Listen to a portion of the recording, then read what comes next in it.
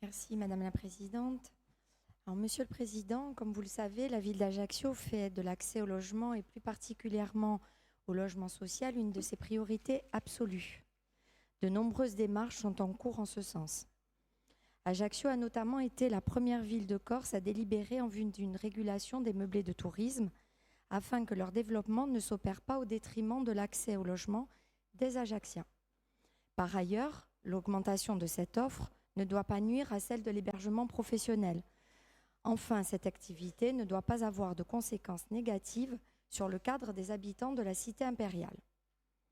Ainsi, le conseil municipal d'Ajaccio approuvait à l'unanimité, le 26 avril 2021, une délibération, l'engagement d'un processus d'encadrement et de régulation des meublés de tourisme sur le territoire de la commune et autorisait son maire de l'époque, Laurent Marcangeli, à engager les actions nécessaires. La ville a donc mandaté sur ce fondement le cabinet d'études In Extenso via la Banque des Territoires qui est partenaire sur cette réflexion afin d'établir un diagnostic de la situation, une revue des études existantes, un benchmark national, une analyse des impacts sur la fiscalité locale et des propositions d'évolution. Cette étude concluait en décembre dernier à une forte évolution du nombre des meublés de Corse, des meublés de tourisme en Corse, nettement supérieure à la moyenne nationale. Celle-ci faisait également état d'un état croissant entre le développement de l'offre touristique professionnelle et l'offre collaborative sur le territoire de la ville d'Ajaccio, ainsi et surtout une perte fiscale directe d'environ 3 millions d'euros en cas de mise en place d'un processus d'encadrement et de régulation. Alors je viens donc ici réaffirmer que la ville d'Ajaccio et l'ACAPA ont assez tôt constaté le développement important de cette offre collaborative sur son territoire, pressenti les différentes difficultés que celui-ci pouvait induire et souhaité procéder à une régulation efficiente. Cependant, face à une situation paradoxale, voire ubuesque, qui montre que la législation en vigueur conduit à une perte fiscale insurmontable, alors même que celle-ci souhaite s'engager dans une démarche vertueuse, les deux institutions se trouvent dans l'impossibilité technique d'aboutir, sauf à devoir augmenter le peu de taxes ou de redevances sur lesquelles elles peuvent encore agir en sanctionnant le pouvoir d'achat de nos concitoyens. L'arsenal législatif ne semble donc pas être adapté à la bonne régulation de cette activité. C'est sans doute la raison pour laquelle chaque territoire expérimente actuellement son propre mode de régulation, au prix de contentieux juridiques multiples, nourrissant une jurisprudence en évolution constante. À ce titre, je vous informe que nous travaillons également afin de solliciter très prochainement une évolution législative.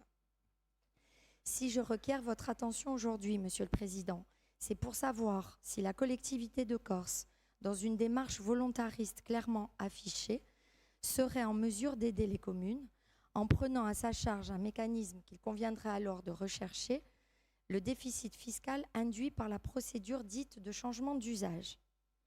La ville d'Ajaccio est constamment pointée du doigt et stigmatisée. Un engagement rapide et favorable lui permettrait, ainsi qu'aux autres communes qui sont dans cette même situation, de faire appliquer un processus de régulation sur l'ensemble de notre territoire. Je vous remercie. Ringraziabi. Dio Presidente cada risponde.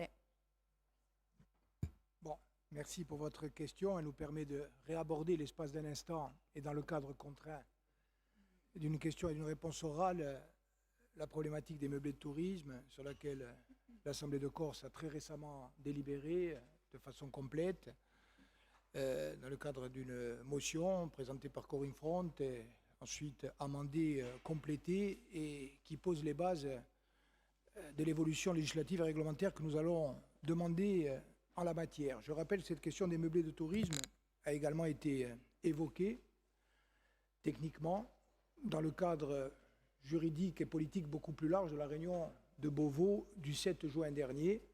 Et il me semble que, y compris votre question, démontre que nous avons tout à perdre à aborder les problèmes suscité par l'acuité de la spéculation immobilière et de façon générale la question foncière et immobilière que nous avons tout à perdre à aborder ces problèmes par le petit bout de la lorgnette, c'est-à-dire par l'aspect technique visant à demander à la marge des aménagements du système actuel.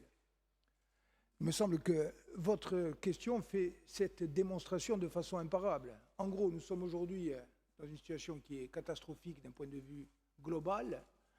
Il y a, dans cette problématique globale, qui est au confluent, je vous le rappelle, de la multiplication des résidences secondaires spéculatives, du détournement du crédit d'impôt en la matière, qui a conduit à des gens extrêmement fortunés à bénéficier de 30% de remise fiscale sur leur investissement pour ensuite construire des résidences immobilières, des résidences secondaires de luxe qui sont louées au noir. Des mécanismes de spéculation foncière et immobilière que nous avons évalués. Du paracommercialisme qui vient impacter directement les activités touristiques et hôtelières légales et leur corollaire, l'emploi stable à travers le CDI que nous cherchons. Et votre question, elle nous dit en fait, on va voir pour une éventuelle modification, mais le système actuel conduirait à une perte si on l'applique, et donc la collectivité de Corse devrait venir compenser avec l'argent qui est aussi celui de tous les Corses, et aussi indirectement celui de la commune d'Ajaccio et de l'Interco. 3 millions ici, 4 millions ailleurs, peut-être 10 ou 15 millions, mais non, c'est pas possible. Ce qu'il faut qu'on fasse, Mme Combette, je vous le redis encore une fois, il faut qu'on dise, nous n'acceptons pas ça, comme nous l'avons dit l'autre jour à Beauvau, et comme nous poserons le problème. Premièrement, commençons par avoir, sur la question des meublés de tourisme, commençons par avoir une action forte en matière de location illégale et ciblons d'abord les aspects les plus scandaleux. Je l'ai dit au ministre, vous avez les moyens, dès cet été, d'envoyer des messages forts à ceux qui louent des résidences secondaires 10 et 15 000 euros par mois et qui font concurrence, y compris à l'hôtellerie de luxe. Envoyez des contrôles, sanctionnez, faites ce qu'il y a à faire. Ça, c'est la première chose. Deuxièmement, donnez-nous les chiffres du détournement du crédit d'impôt. Combien, parmi ceux qui ont bénéficié du crédit d'impôt en la matière, combien il y a de résidents fiscaux en Corse?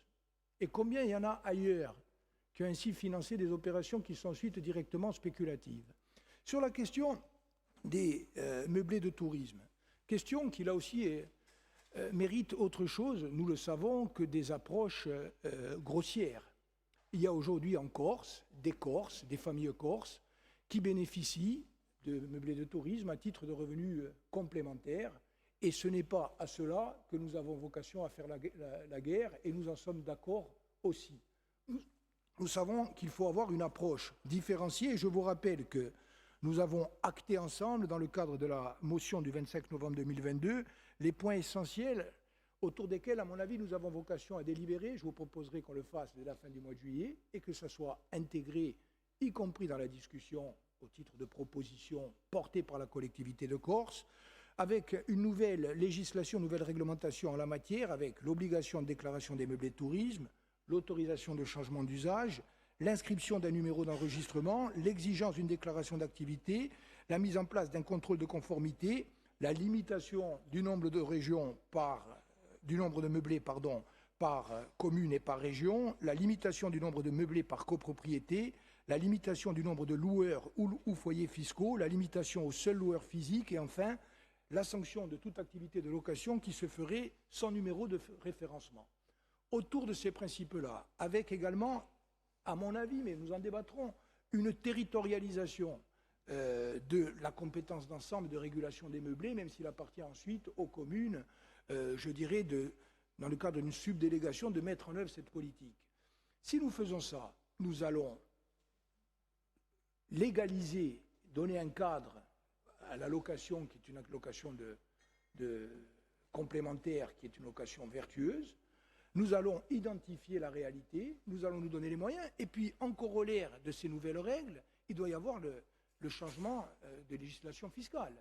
Si demain, y compris dans le cadre d'une réflexion globale, On l'a dit, la constitutionnalisation du lien entre les Corses et leurs terres. À notre avis, le statut de résident. La mise en œuvre de politiques convergentes, par exemple dans le cadre du foncier agricole. La mise en œuvre de soutien à l'activité touristique. La mise en œuvre aussi d'une activité de location de meublés de tourisme qui soit encadrée et régulée.